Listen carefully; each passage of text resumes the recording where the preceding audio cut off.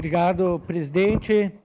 Eu votarei favorável à moção de apoio à reposição inflacionária para o efetivo da Brigada Militar e do Corpo de Bombeiros.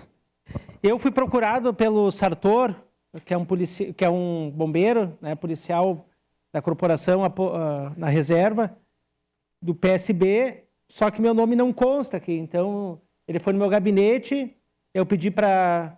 autorizei. O vereador Bortal já tinha protocolado. E eu sou favorável a essa moção. Realmente vale a pena. Mas, vereador Fantinel, a sua fala foi a melhor de todas.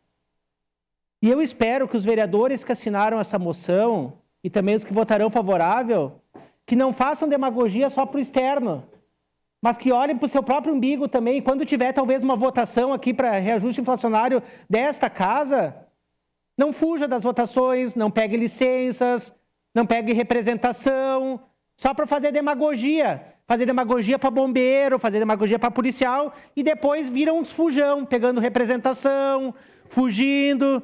Então eu faço esse apelo. Por isso que a sua fala é a melhor de todas, vereador Fantinel, porque é bonito aprovar externo para ser aplaudido, e depois são uns fujão na hora que tem que ir para os outros, mas na hora de receber o salário, depois no final querem. E eu vou lembrar cada um depois do final, porque está tudo aqui na minha... Aqui, ó. Está tudo aqui. Voto sim, presidente.